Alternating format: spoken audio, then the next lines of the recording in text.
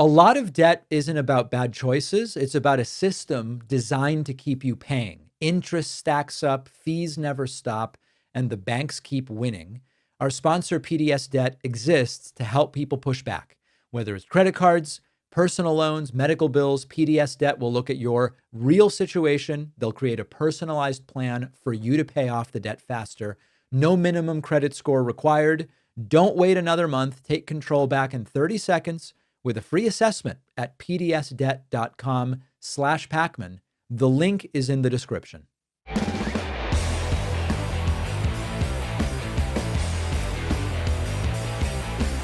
Are you under 42 years old? Have you been seeing the same posts about what's happening in the military and whether you might be drafted to fight in Iran if you are up to 42 years old? Let's talk about it because there's a lot of appropriate concern and some confusion as to what's going on. So messages have started to spread like Trump is going to draft you. The enlistment age has been raised to 42. There's preparation here for a larger war that will be fought not by a volunteer army, but we will be conscripting Americans to this Iran war. That could happen. That could happen. But let's slow it down and kind of separate what is happening and what is possible and what is being implied. Now, the real parts are the following. Number one, the United States has more than 50,000 troops in the Middle East right now. That's higher than the normal baseline. It's not, we always have 50,000 troops in the Middle East. We normally don't. That is a higher number than the typical baseline. Marines have been deployed. Naval forces are in place. Paratroopers from the 82nd Airborne are in the region. And there are discussions about next steps, and that might be more aggressive operations to put those troops to use. It might be trying to get oil routes reopened or putting troops in strategic locations. All of that would be a further escalation. We were told this would take 3 to 4 weeks. It's been 4 weeks. Now they're talking about a different timeline, and it looks as though much more is going to happen. So that's number one, major troop presence in the Middle East right now. Second piece, there is a regulation that raises the maximum enlistment age for the Army to 42. Now, we talked about this on the bonus show. The enlistment age in some branches, some other branches, had already been raised. And so the real news here is Army enlistment age has increased to 42. Now, that's where a lot of people on the internet have jumped in and they've speculated this is about the Iran war. The whole idea is raise the enlistment age to 42 so that then when the draft hits, it's not about allowing volunteers up to 42 years old. It's about being able to draft people up to 42 years old. Now, you might be saying, why would you, we're all speculating here. Why would you need, if you're planning a draft, why would you need to raise the enlistment age to 42? Wouldn't you be able to just draft people that are younger? In theory, yes, but this is so sad. If you consider the number of young Americans who have gotten through college barely being able to read or write, and you consider the number of young Americans that are obese or at least wouldn't be able to meet the physical requirements for being drafted, the speculation is because so many young Americans simply wouldn't be able to make it if drafted, you've got to raise that age so that you can get non-obese people who can read and write. Okay, that's all the speculation. There is something far more mundane in the explanation. The Army says this change to 42 is basically just formalizing a policy that's been around internally going all the way back 3 years. And it is because of recruitment challenges. It is because of an aging population. It is because of the need for technical skills. But in principle, this is not a new thing. They've formalized something that was around much longer than the Iran war. There is a reason, though, that people are connecting these stories. And if you're worried about where this goes next, we should be looking at 3 different things. We do have more troops in the region than we've had in a very long time. We do have an active war there. We do get the sense, especially from an interview with J.D. Vance I'll play for you later, that there is potentially going to be a lot more than 3 or 4 weeks of operations there. And it is true that the higher the enlistment age, the bigger the pool of people you could recruit from, or if there were to be a draft, that you could potentially draft. So it is straightforward speculation. if voluntary recruitment isn't enough for this renewed large presence in the Middle East and whatever Trump has up his sleeve in Iran or maybe Cuba or wherever else, and the conflict grows, you would want to be able to draft from the largest possible eligible portion of the population. Now, that doesn't mean a draft is planned. There's been no draft announced. There's no current policy to draft civilians. But the concern is Trump lies all the time and has no idea what he's really planning to do. And historically, you see drafts after an escalation. That's another thing I think is important to correct. Some people think, well, if there was a plan for an escalation, they would start the draft now. That's not usually the way it works. Usually you escalate with the army you have, and then you start drafting if you need to. So are people online jumping ahead about this is proof the draft is coming? Yes, people are jumping ahead about this is proof the draft is coming. It's not supported by current policy. But the underlying concern, if you put two and two together and you see troop levels, you see recruitment problems over the last several years, the possibility of a larger conflict, and J.D. Vance is now talking about being in Iran 1 to 2 years, not 3 to 4 weeks, that is a change. And so if you are under 42, you are now within the upper bound of who can enlist and theoretically within the category of someone that could be drafted. Now, what is actually going to happen? It's very unpredictable because it's subject to the whims of Trump. Now, there are people we'll talk about in a moment, pro-war people, who are even saying to Trump, this particular one is a bad idea. And Trump sees what's happening in the economy, jobs, stock market, gas prices, the entire thing. And he is saying, well, hold on a second.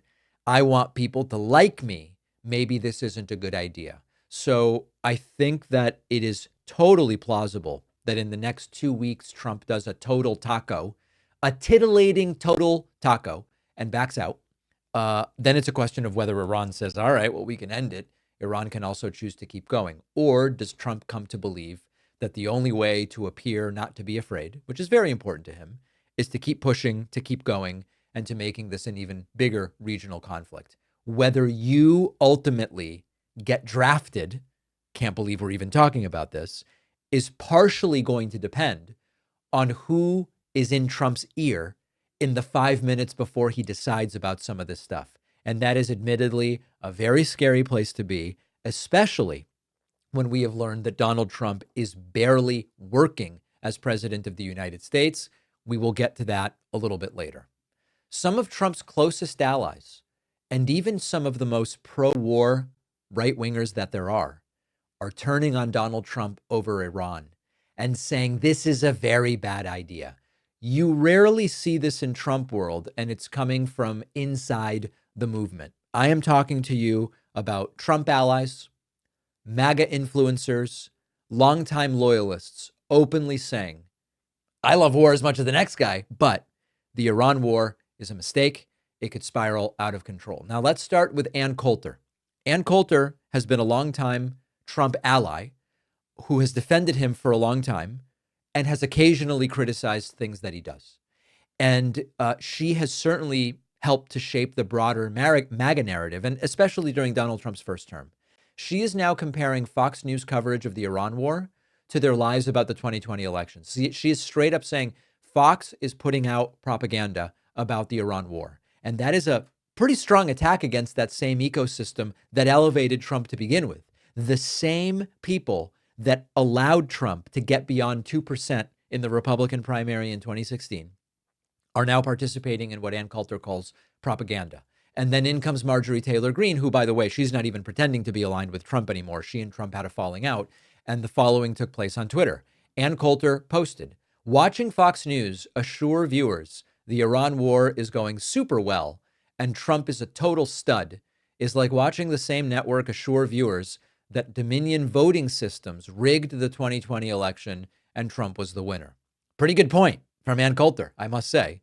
And then in comes Marjorie Taylor Greene with a brutal shot across the bow. And she says Fox News is now the fake news, brainwashing boomers to support what we voted against. Now, Marjorie is right with the caveat that that's what they were promised, anti-war Trump, We all knew it was bogus. We all knew it was BS. But to the extent that people fell for it and believed it, yes, they've been betrayed. So we have a situation here where Marjorie Taylor Greene, one of Trump's biggest loyalists, she's on the outside looking in now. She quit Congress. She and Trump had a falling out. He calls her Marjorie Trader Brown now or something like that. And Ann Coulter is also openly saying Fox is brainwashing people and putting out their propaganda. Cool. Well, who else? Eric Prince. Eric Prince is a war-loving military contractor who built private armies and made a fortune profiting from conflict. He is not big on restraint or caution. He loves war. He pushes for more intervention and more force and more aggressive military action around the world. And even Eric Prince is saying this Iran thing is a bad idea. It could spiral quickly. Trump should not escalate further. And he's talking about the possibility of burning American warships and a conflict that goes at least regional, if not potentially further than that. When Eric Prince is telling you, hey, you got to slow down on the interventions here, your alarm bells should be going off because he loves this stuff. Now, at the same time, Trump's polling shows the base, the hard base of Trump is still overwhelmingly behind the war.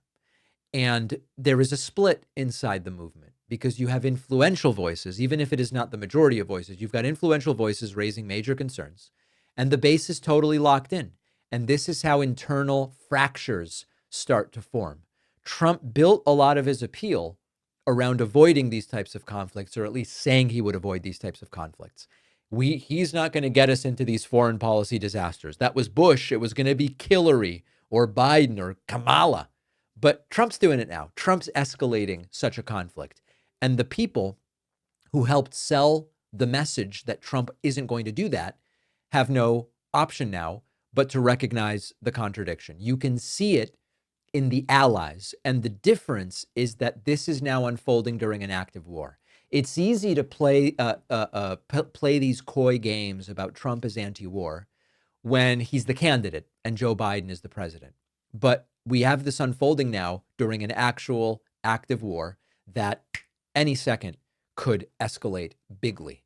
So you've got Ann Coulter, Eric Prince, Marjorie Taylor Greene. They're all raising alarms. Rand Paul and others. This is much, much more than a superficial political disagreement, which would be expected to see. We have a coalition here within MAGA that is under major stress. The cracks are forming. And for now, Trump is continuing forward anyway. The question that gets me to is what happens if the Iran war does unfold the way Trump's allies are warning that it will? Because if that happens, the number of people willing to defend Trump could shrink very quickly. Then we could see Trump and Republicans get brutalized in the November midterms. And what will Trump do then?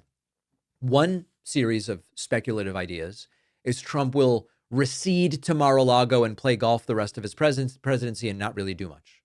On the other hand, it could make Trump even more erratic, even more unhinged, and far more willing to do whatever Stephen Miller suggests, whatever the most extreme and radical inner voices of Trump tell him to do.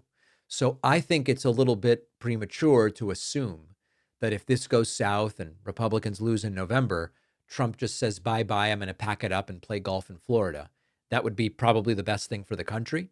But I don't know that it's what Trump is likely to do. Now, later we will talk about Donald Trump's increasingly limited schedule and the question of, is he even really working? That'll be later.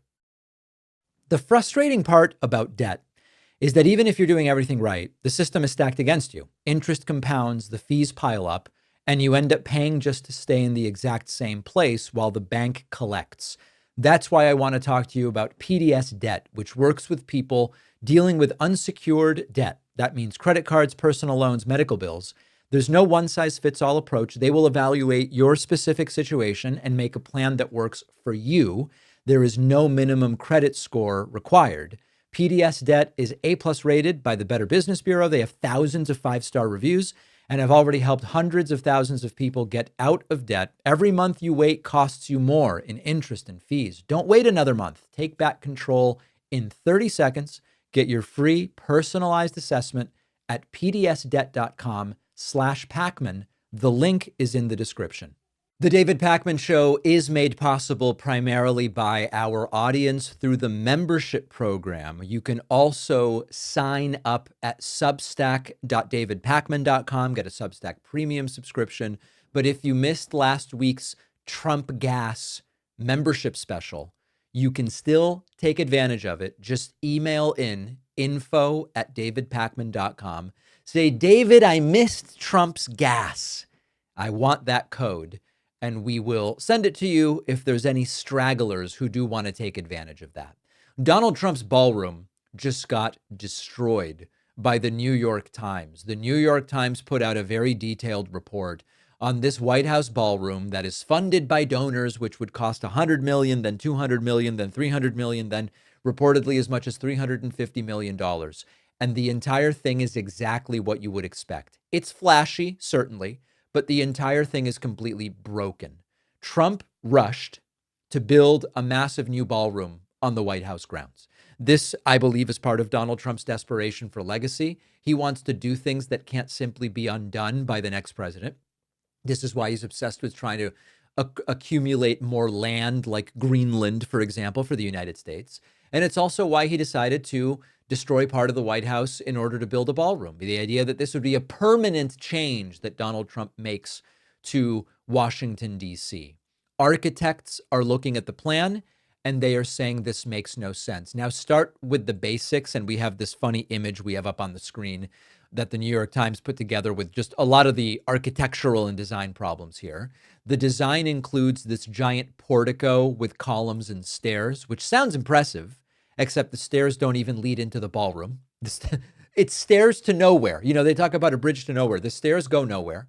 The columns will block views from inside the ballroom. So you build this massive event space, and then you obstruct the view with your own design.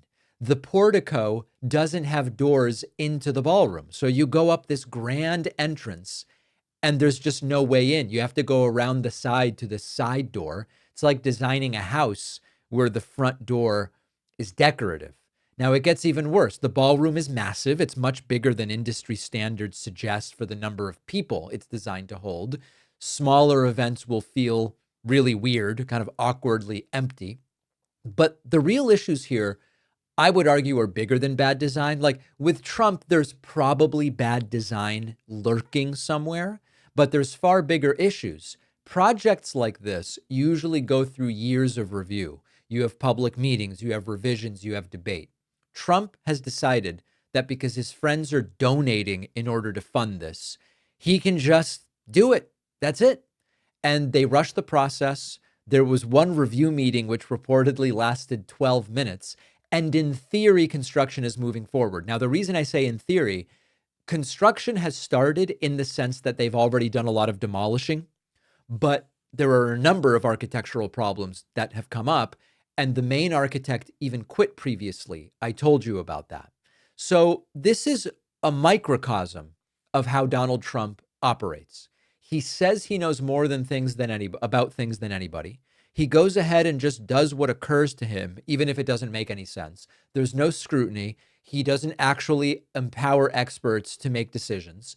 And he is going to potentially destroy what is, at the end of the day, the people's house. It does belong to the public, but it's not feeling like that. Trump is treating it like it's his Mar-a-Lago penthouse. And they're going to put together this oversized, rushed, gaudy building with fake windows, stairs to nowhere, and all of this, unless something puts a stop to this. Now, Caroline Leavitt is big mad. She is furious about the New York Times report. She posted, quote, "The New York Times had 3 random people who have studied fine arts, long written about urban planning, and never built anything, to write an article criticizing the new White House ballroom. President Trump and his lead architect have built world-class buildings around the world, and they are ensuring the people's house finally has a beautiful ballroom ballroom that's been needed for decades at no expense to the taxpayer. Couple things. Who is the lead architect? Because there was a lead architect that quit because the project was unrealistic and Trump was dealing with it like a little kid. Secondly, no expense to the taxpayer.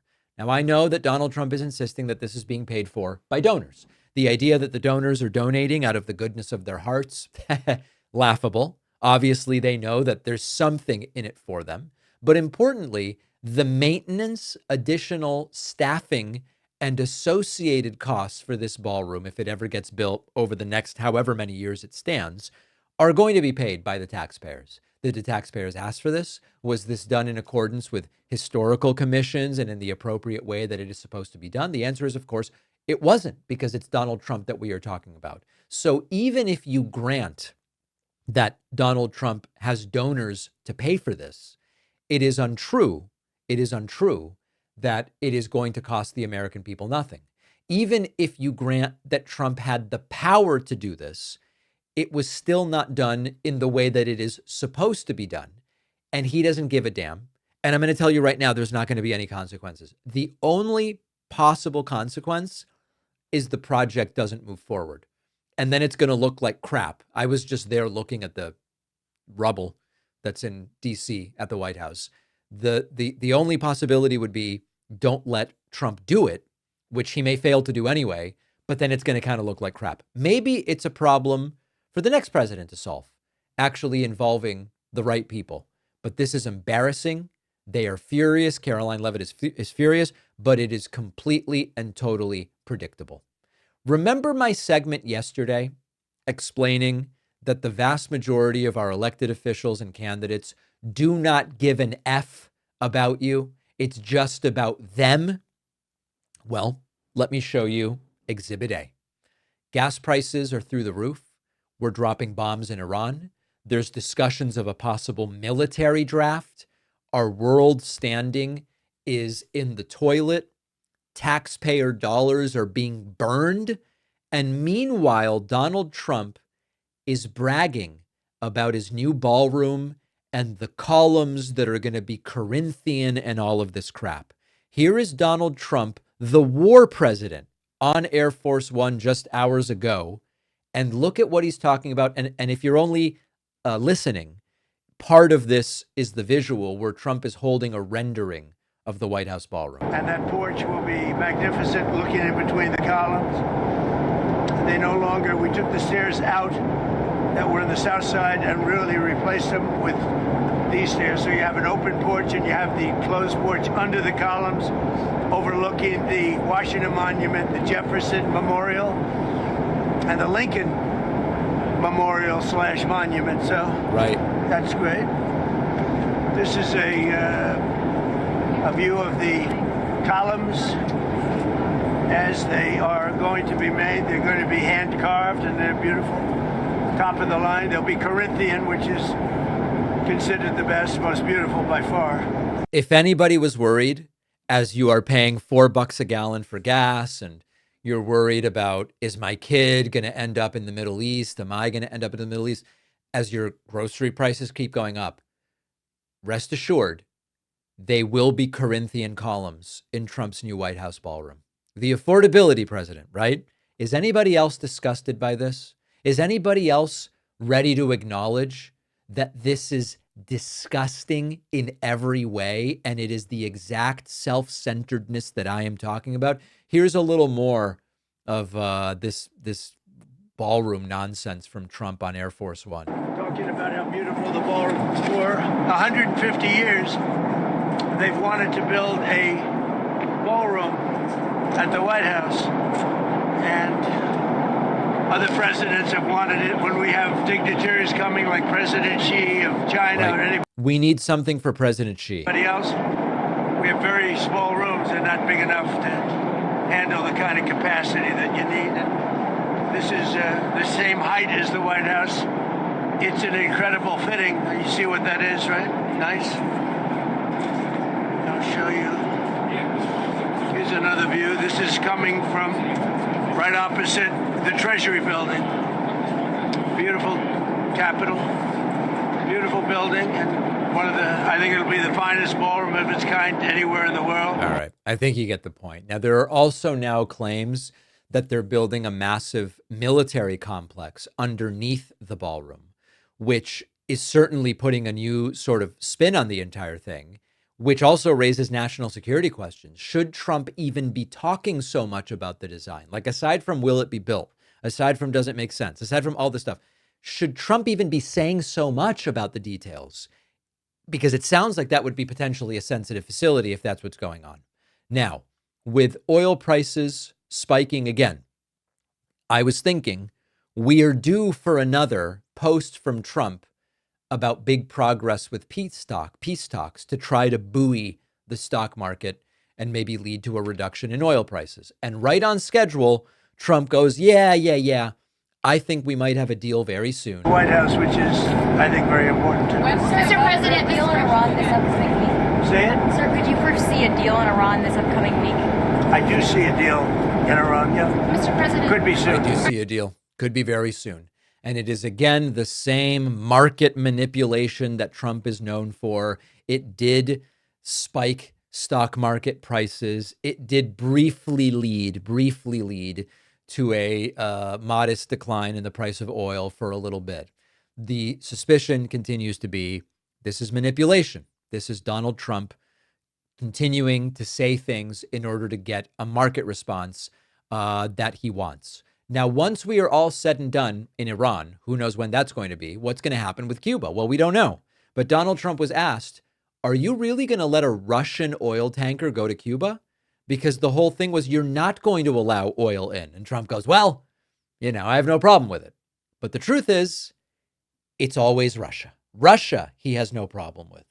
In the CNN poll, which just came out. Thank you very much, everybody. One more thing on Cuba. There's a report that the U.S. is going to let a Russian oil tanker go to Cuba. Is that true? Well, we have a tanker out there. We don't mind having somebody get a boatload because they have to survive. It wouldn't bother me. That report is true as far as you know? Well, I would say, I told them, if a country wants to send some oil into a country. Cuba right now, I have no problem with it. Do you worry that helps? Whether it's Russia or not, what? Do you worry that helps Vladimir Putin, though? Doesn't help him. He loses one boatload of oil. That's all it is. It's fine. If he wants to do that, and if other countries want to do it, it doesn't bother me much. It's not going to have an impact. Yeah. It's unbelievable because Trump goes, well, if a country wants to do it, well, it's Russia that's doing it. And this was something you said you wouldn't allow. But incredibly, Russia has been enabling much of Iran's aggression against the United States' military elements, providing satellite data and a whole bunch of stuff. Russia's helping Iran fight the United States. And then Trump goes, well, even though there's sanctions on Russian oil and there's sanctions on Cuba, maybe I'll just allow that in. I mean, listen, it's a country. It's a country with a boatload of oil. That's no big deal. Donald Trump telling a few lies during this brief conversation, including that the United States is the only country in the world with mail-in ballots. And you'll get everything you want. You get all 5 things. We have voter ID. We have proof of citizenship. It's so important. Mail-in ballots have to be stopped, with exceptions for the military, for sick people that are sick, people disabled. For people that are traveling, if you're traveling, you can vote. But other than that, mail-in ballots are inherently dishonest. Jimmy Carter, in his Carter Commission, said you can't have mail-in ballots. We're the only country in the world that has mail-in ballots. And of course, that is not true. None of what he said is true. But it is not true that we're the only country in the world with mail-in ballots. There are dozens of such countries. Now, after all this, Trump wraps it up with the Democrats are like terrorists. They should terminate the filibuster, and they should vote. That's what I think. Look, I think the Senate is playing it too soft. The Republicans are wonderful people, but we're dealing with very sick individuals. The Democrats are sick. There's something wrong. They're like terrorists, and we have to protect our country. We have to protect our border. We have to protect our wall. It was up to them. They'd open up the wall. They'd let millions of people pour into our country again. That's right. It's the Democrats that are like terrorists in Trump world. These sorts of conversations with members of the media are what continues to raise concerns that Donald Trump is non compos mentis. And the fact that Trump is barely working is another part of that. Let's dig into it. They told us Joe Biden had no idea what was going on. He didn't know what day it was. He didn't know he was the president. He didn't know what was happening in Europe. He didn't know what was happening in Asia. He didn't know what was happening in his own White House. That's what they told us. And meanwhile, Donald Trump is regularly on camera saying, this is the first I'm hearing of it. We're going to have to get back to you about that when he's asked questions. And somehow that's completely fine with MAGA. And it's because it was never really about the facts. We should recognize that there is this huge gap between the story they sold us and what's actually happening day to day. There's a very specific image that Trump and his allies want you to have about how Donald Trump is spending his time as president. They want you to believe that he's relentlessly working. He's constantly briefed. He's fully in control. He knows everything that's going on. He's on top of everything happening in the country and around the world. And he's deciding what's best for America based on that. But when you look at Trump's real schedule and his public behavior, that is not an image that we can possibly keep up. Start with the Biden attacks, because that's where this whole thing kind of starts and why the comparison matters. For years, they kept saying Biden's out of it. He's confused. He's not aware of what's going on. He's waving to no one on stage. But you didn't see a pattern where Joe Biden was asked about something big and said, never heard of it, haven't been briefed yet, don't know a thing about it. And that just wasn't happening with Joe Biden, no matter how much they tried to push narratives about his cognitive health. Now, I was right there saying Biden's not going to be able to finish out this race. He's got to step aside. He's slowed down. This doesn't make sense. He doesn't have the vigor that I would like to see. But the claims that he didn't know what was happening around the world or didn't know what was going on in his administration were debunked day and day and day after day. With Trump, it's happening. He'll get asked about something major and he'll go, we'll get back to you. What about the soldiers that were killed in Lithuania? First time hearing about this. No, this is the first, but sounds terrible. Sounds terrible, but I'm going to have to get information and then we'll follow up with you about it. It happens all the time. And it completely undercuts the idea that Trump is briefed and in command of what's going on. Now, look at how Trump's days are increasingly set up. This is where it gets very obvious. He doesn't have packed days with briefings. Yesterday, his public schedule was essentially clear. He's not filling the day with policy work or meetings. He's not reading. He doesn't read. He can barely read from all accounts. He starts late. He has long stretches of what they call executive time, just open, or maybe they used to call it executive time. Now they call it something else. Basically, it's Trump gets to watch TV, call his friends, have tweets printed out and looks at them, and then posting about whatever he just saw on TV. Not only has that pattern not changed, it's actually gotten worse. You can look at Trump's Truth Social posts and line them up with what's on cable news almost in real time. And Trump is just not getting influenced only by what he sees on TV. He's reacting to what's happening on TV. The presidency is essentially being guided by what does Trump see on TV during the few hours of the day that he's actually working. So that gets us to the limited schedule thing. They insisted Joe Biden is working a tiny little shriveled limited schedule. He can't do anything early in the morning or late at night. Trump's day is at least as limited. And in some cases, it has even less on it than Joe Biden had. Fewer formal briefings, less structured work, all of it. And then there's the golf, which has almost become a joke. I think the golf matters because the golf is about time and priorities. Trump spends a lot of time playing golf, a lot more than you would expect if he's really doing the nonstop work that they try to sell.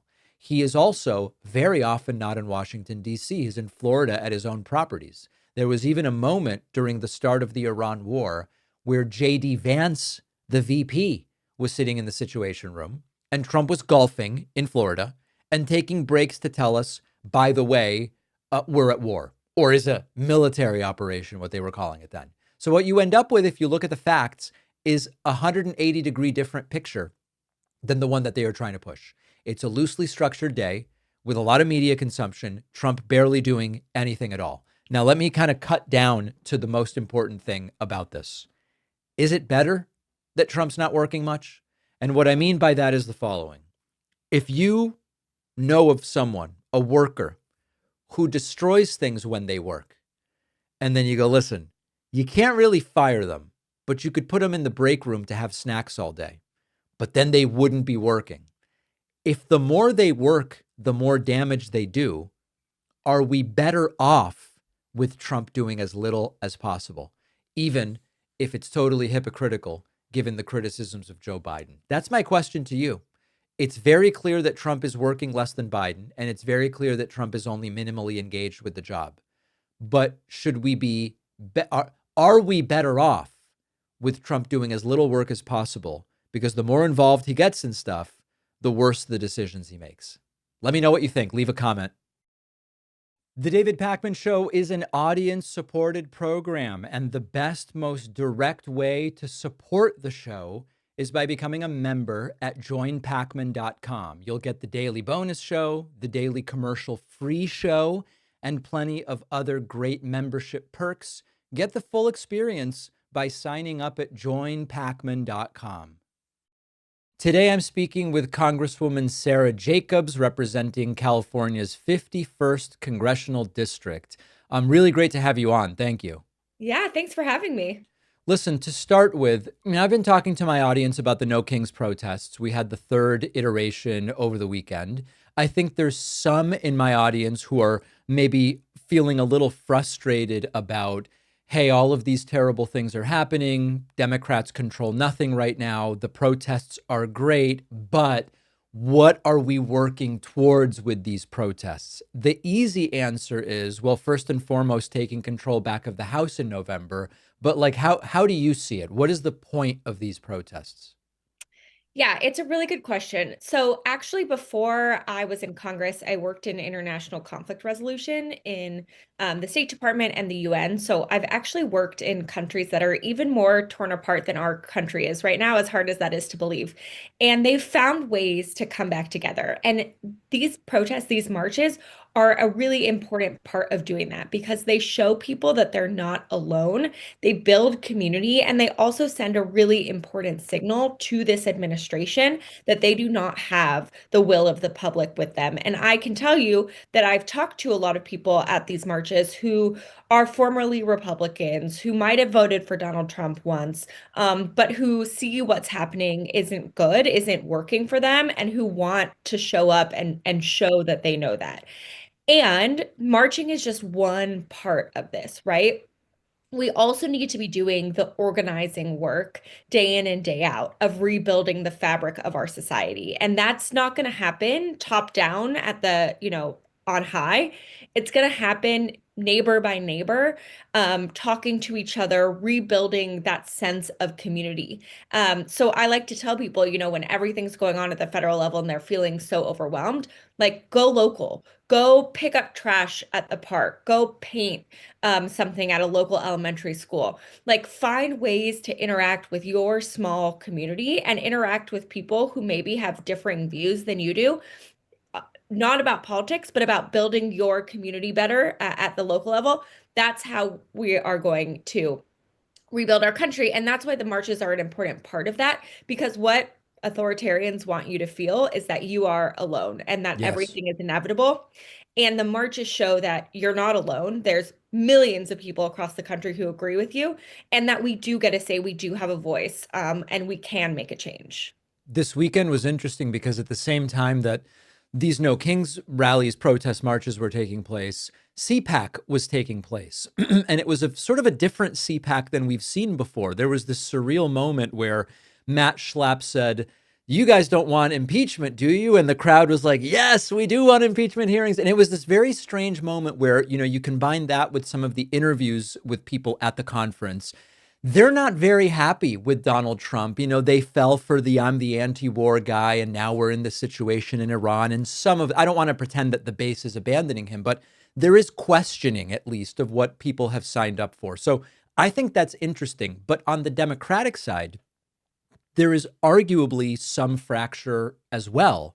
And I see it in some of the following ways. One, we already have a contingent of the left that's saying, if the candidate is X in 28, I will never even consider voting for that person. I was recently with Gavin Newsom, and we talked about how some of that is directed at him and a number of others. Another example maybe of the fracture on the left, and then I want to get your thoughts on it. are the folks who are now sort of like APAC is the issue thing.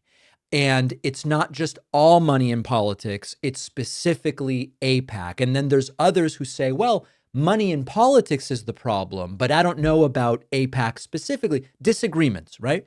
What's your sense right now of the unity versus lack of it on the political left? Look, I think these disagreements are normal, right? No one's going to agree on everything. And we are in a moment that is really challenging. And so, of course, there's going to be strong feelings about the best way ahead and the best way to get out of this, and a sense that, frankly, the Democrats are part of what got us here, and we have to do things differently. And, I totally respect people who are feeling that way. I am not worried about any sort of real fracturing because I think these are the exact kinds of conversations and disagreements we need to be having now, because it's not enough to just be against Donald Trump. We need to be using this time to have some of those tough conversations in our party, to be having some of those sort of, family conversations about what the way ahead looks like, how we're going to rebuild our party, and how we're going to rebuild the country. And now is exactly the time to be doing that. What do you think the direction should be in terms of wherever we have a political spectrum that goes from very liberal to very conservative? Kamala Harris was somewhere on that spectrum. I think center left, kind of somewhere. I don't know whether she would be like a 6.5 or a 6 or 5, being kind of like a moderate. She's somewhere on the left, and depending on who you are, you disagree exactly where. Should the direction of the party be to the middle from where Kamala Harris was, or further to the left from where she was?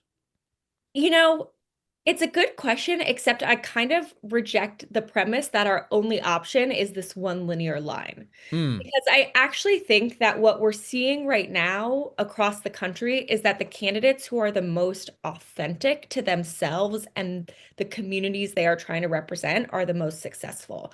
And that doesn't necessarily track 100% to like progressive or moderate, right? Hmm. Like Abigail Spanberger and Mikey Sherrill are incredibly authentic to themselves and where they were running. And Zoran Mamdani was incredibly authentic to himself and where he was running. And Hmm. I think the most important thing we need to do as a Democratic Party is be authentic. And that means that we are a big tent party. We are authentically a big tent party, and we need to embrace that. It's okay that we don't all agree on everything. Like, actually, it's good, because if we all agreed on everything, we would not be a democracy, right? And I think what we need, frankly, I'm excited about the 2028 primary, because I think we will see a lot of different people come up, give us their vision of what they think the Democratic Party should be. And everyone in the country, or at least everyone in our big tent, will see someone who they identify with. And then we will eventually have a winner, and we will all coalesce behind them. But everyone will know that there's a slice of the Democratic Party that they can identify with and they can be a part of, and that is represented as well. I agree with everything you laid out, Yeah. except when you say everyone will coalesce behind them. I think that's the part that worries me. I don't know that that's the case. That you're confident that that's going to happen? I am confident that that's going to happen. It's not going to happen on its own. It will take work. Yeah. But I think if we have a real, authentic candidate, we will be able to coalesce, and we will have to have tough family conversations. That's part of coalition building, right? That's part of what we have to do. But I think in the end we will. And there are some people in our communities who aren't going to who aren't going to vote for the nominee. And you know what? If a bunch of super, super, super lefty people in California don't vote for our nominee, that's fine, right? Like, it's okay. What will matter is, do we get enough people in the swing states to vote for our nominee? Yes. And that's where I think, that coalition building needs to happen. And I think it's good and important that people in other states can make their voice heard, that they're dissatisfied or they want to move the party in one direction or another, because that's important for us to hear and to do as well. I think the other thing is, like, again, on this spectrum of left versus center, I think what we're really seeing also is that among the population, people are really angry about the status quo and angry that the systems weren't working for them. And that was true before Donald Trump, right? Like, before Donald Trump became the president again, the the status quo wasn't working for a lot of people. That's why they voted for Donald Trump. It's why they decided to give him a chance and see if he could make things better. And so I think whoever our nominee is going to have to understand that it's not going to be enough to say the same 20 things that Democrats have been saying for the past 50 years. It's not going to Yes. be enough to try and go back to the world before Trump, that we need to recognize that the status quo wasn't working and we need a new, bold vision of what the future of our country can look like. Is there a particular issue on which Democrats, on average, and I know there's so many different people, but on average, is there a particular issue that you think the messaging from Democrats hasn't been good and is not connecting with enough voters? Yeah, I mean, honestly, I think the Democratic Party took way too long to realize that the cost of living was a real issue. I Hmm. mean, I represent Southern California, San Diego. We are one of the most expensive places to live. So I've been running on how expensive everything is Yeah. since, I first started running for office. But the National Party, for a lot of them, they kind of came of age during the Great Recession. And so for them, when the unemployment numbers were low, they were like, oh, great, unemployment is low, the economy is good. And I really think it took our party way too long to realize, like, yeah, unemployment's low because everyone has 3 jobs and they still can't afford anything. Hmm. And so I do think on cost, on housing, I think housing is something that, especially for young people, right? If you're our age, basically, like housing is your biggest expense. And then if you have kids, it's also childcare. Yep. And we weren't really doing anything real on that for a very long time. We weren't talking about it. And we weren't talking about the role it played in hurting millennials and younger generations from being able to achieve their dreams. And so I think around those issues, we still have a lot of work to do to not only figure out how we talk about it, but actually figure out what we're going to do about it. Let's talk a little bit about something you mentioned, which is people realizing that systems aren't necessarily working for the average American and kind of combine it with Iran. One of the things that we've seen over the last few weeks are very suspicious trading patterns that relate to betting markets, stocks, and oil that seem coincidentally, if you are to be the most charitable, coincidentally timed with Donald Trump's pre and post market statements about the direction. Oh, we're doing well. Negotiations are going well. People have been making a lot of money either by coincidence or based on inside information. I don't know which it is, but I know which way I'm leaning. If Democrats take back control of the House in November, is that an area not only with regard to Iran, but more generally with regard to what seems to be trading on inside information? Are you interested in pursuing that in terms of House oversight? Yeah, absolutely. So I think that we need to have oversight over all of the very many corrupt things that this administration and people close to it are doing. And I absolutely think the betting markets is a piece of it.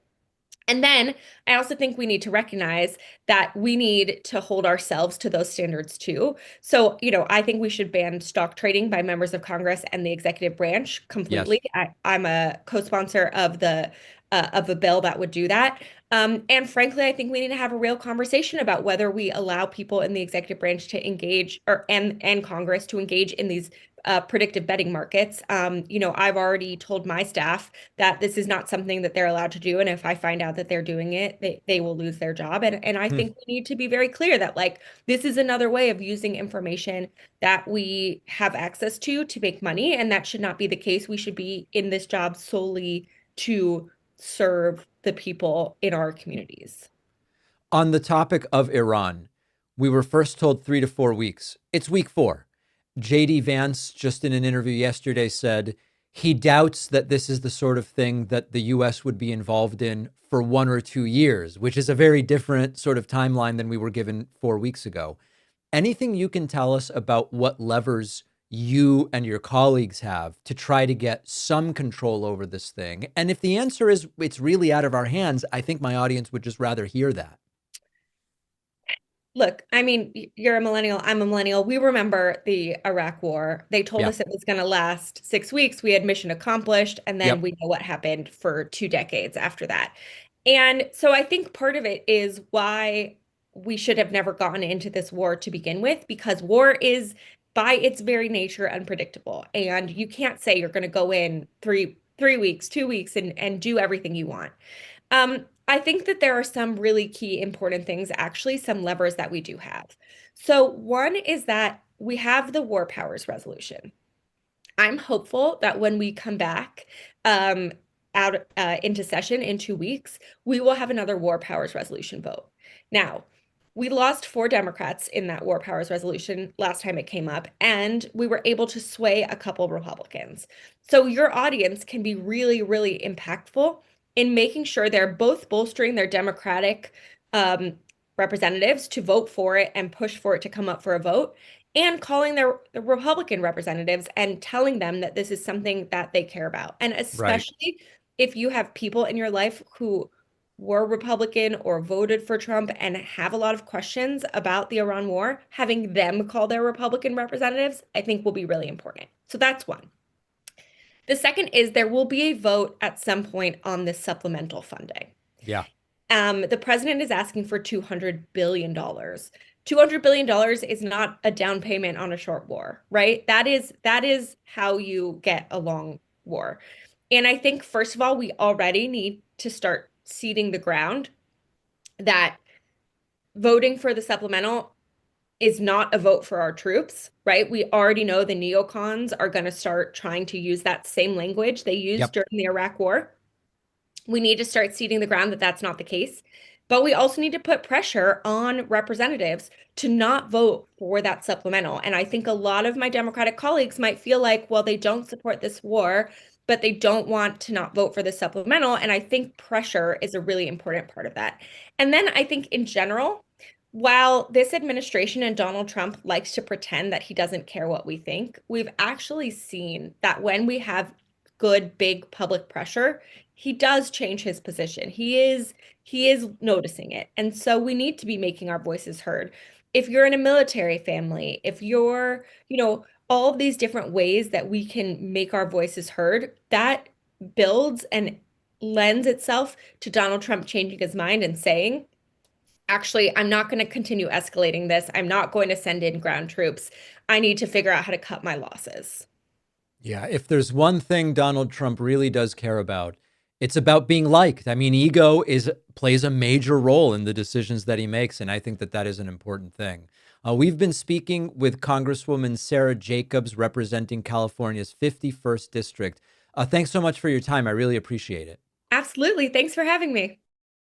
If you like this show, I would love for you to get my Substack writing. Each day, I'll send you a rundown of what's on the show, what's happening, what matters, why.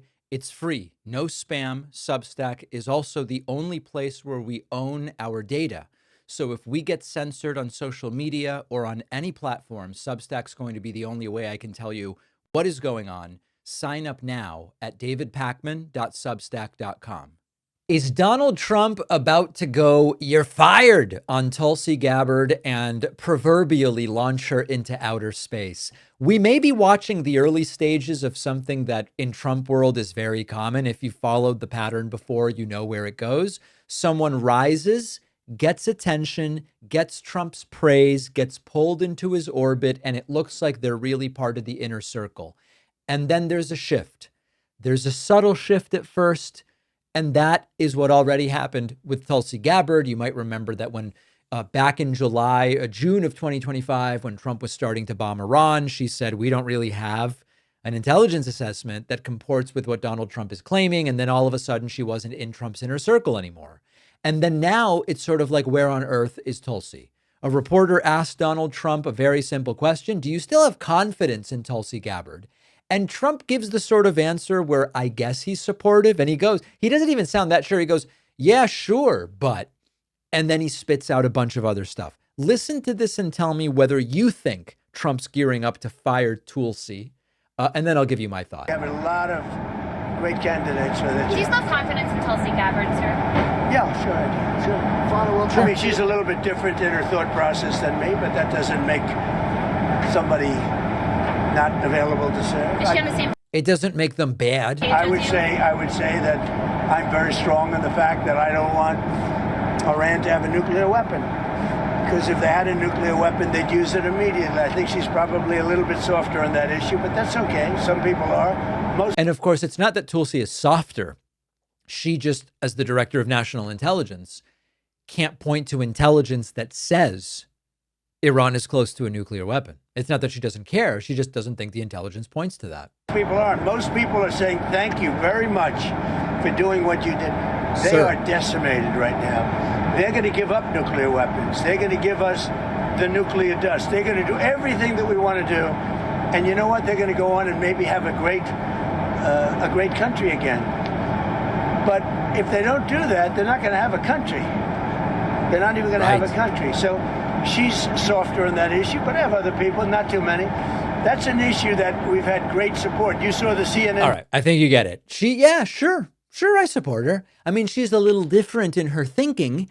And then he says she's a little soft on Iran. She's a little soft on Iran having nuclear weapons. And that phrasing, I think, matters a lot. I think, Trump is, in a sense, deliberate when he wants to signal something without saying it. And if he really backs someone up, he just goes phenomenal, absolutely phenomenal. He doesn't leave any ambiguity. He's hedging. He goes, yeah, sure. I mean, she thinks a little bit differently than I do. And she's not so concerned about Iran having a nuclear weapon. I'm strong on that. She's a little soft on that. He's creating a record. He's putting together a way to later say, we were never completely aligned. I told you, we weren't exactly on the same page on Iran and nukes. And her thinking's a little bit different here. I think that this is major because this is about one of the foremost issues of Donald Trump's presidency, both terms together, this war in Iran, nuclear weapons, the posture that the United States should take in a potentially huge inflection point type situation. Tulsi built a reputation around being more cautious with regard to intervention. She fell for the claim that Trump is the, anti-war guy or whatever. She is, for better or worse, I disagree with Tulsi about so much. She is more skeptical of military escalation, and that puts her out of sync with Trump on Iran, which is a huge deal. And this is an environment where these small differences can become really problematic. And in Trump's ecosystem, loyalty and alignment are what matter the most. And even a small gap can become a huge, huge issue. So what I think we're seeing here are the beginnings of a familiar process in which there is a distancing and the distance tends to grow. Now, it may grow slowly enough that she'll still be able to stick out her full term as the director of national intelligence, or maybe not, because with Trump, it'll start with comments like this. It'll move to direct criticism. It'll be a full public break. And then all of a sudden she's gone. And we've seen it happen many, many times. Now, I think the interesting part about this with Tulsi is that she laid down like a doormat and had Trump walk all over her metaphorically in terms of how she did a total 180 on politics and now kowtows to MAGA. She spent a very long time abandoning everything that used to be part of her political space and edging in on Trump's political space and building credibility with the MAGA people and positioning herself as part of the broader movement. And now she's running essentially into the same dynamic that for other people has ended up with them being unemployed, where the closeness has an expiration date and you get to some area of disagreement. It could be a perceived difference or a real one. And this is a very high profile issue that is core. Think about it. It's not only Trump's biggest foreign policy sort of decision, I think blunder, but decision. It also directly relates to the economy. And the reason gas prices are $4 a gallon right now, as we are seeing negative job growth and prices up and all of this stuff, is because Trump decided to do tariffs and he decided to go into Iran. So when I hear Trump go, well, yeah, sure, she's a little softer. Yeah, she's a little softer on Iran having a nuclear weapon. It might sound small, but if you contextualize it, this is something way, way bigger, and it could very much blow up right in Tulsi's face. Couldn't happen to a nicer person if that's the way that it ends up going. J.D. Vance crumbles and admits something they've all been desperate to keep under wraps. This could end up being a really big deal. J.D. Vance, who is supposed to be one of the more disciplined messengers in Trump's operation, he says very clearly, we are not interested in being in Iran a year down the road or 2 years down the road. All right, well, that certainly sounds reassuring, right? But if you've been listening carefully, Why is he talking about 1 or 2 years? Because earlier the framing was this is going to be 3 to 4 weeks, maybe 5 weeks. Week 5 is starting. Next week is week 5. I hope people understand that. And as 3 weeks and 4 weeks and 5 weeks, it's not looking like we're done. I hope we are, but it's not looking like it. All of a sudden now JD goes, listen, I don't think this is the sort of thing we're going to be in 1 to 2 years. Why are you even mentioning that? They know that these endless wars are so unpopular that they've got to keep the timeline always as short as possible and extend it only when necessary. Listen to JD Vance. We need to neuter them for a very, very long time, and that's the purpose. You're right. Gas prices have certainly gone up because of what's going on in the Middle East, but they're going to come down, right? This is a very, very temporary reaction to what is going to ultimately be a short-term conflict. I think the president's been very clear about this, that we're not interested in being in Iran a year down the road, 2 years down the road. We're taking care of business. We're going to be out of there soon, and gas prices are going to come back down. There you go. Now, the fact that he is even using those words years is a huge change. Nobody in and around this administration has been using that phraseology. And all of a sudden, instead of listen, it's 3 to 4 weeks. That's over. We've been there a month. They have to go with something else. Now, JD Vance could go, listen, I don't think we're going to be there more than a few months. All right, well, that would only be 1 or 2 more months. But he's saying, I don't think we're going to be there 1 to 2 years. They also understand something else, which is the American people have very little appetite for another long foreign conflict right now. So instead of just giving us the most likely timeline up front, they move it slowly but surely. And you adjust expectations. Well, we've already been there a month. And then listen, maybe if we're there 5 months, they'll go, this is not going to be a multi-year thing. Okay, so we're 5 months into maybe a 12-month thing. It's a known strategy. You sometimes see it, by the way, with airline flight delays. We're going to need 10 more minutes before we can board. We're just sorting something out. Listen, folks, we're going to try to prevent a delay of longer than an hour. And then you go, well, it's already been 10, 15 minutes. It's only another 45. And then when you get to the hour point, they go, all right, we figured out the problem. We just need the part to be flown in. There's a flight coming in 2 hours from now. You don't just go to people, listen, guys, it's looking very bad. We're probably not leaving for 4 hours. You go a little bit. And so with this war stuff, first it's short and controlled and temporary, and then it's a little bit longer, but still manageable. We're there right now. They said 3 to 4 weeks. We're getting to the end of week 4. So that's over. So then we're going to need a little bit more time. We're there already. You want us to finish the job correctly, don't you? You don't want us to leave and let things get out of control. Just a little more time. And by the time people realize how that timeline has expanded, the situation has established itself. It's much more difficult to unwind it. And we've seen this play out in a lot of different ways. Now, put yourself in Trump's shoes for a second. With the lifts that he puts in his shoes and everything, put yourself in his shoes. The messaging discipline is something he expects publicly, even if he is very chaotic in his messaging. If JD Vance is out there effectively acknowledging a longer timeline than what people were told, there are a couple possibilities. He is doing something he's not supposed to be doing. He's admitting something he's not supposed to be admitting.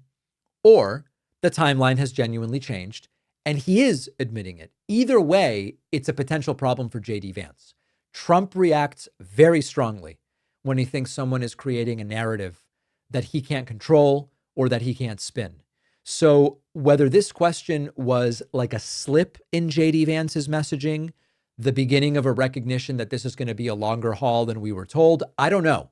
But when the timeline starts stretching from weeks into years, the framing of what is happening starts to look very different than what the public was told. This is the kind of moment where the internal cracks explode and they are supposed to be aligned, but they don't seem to be.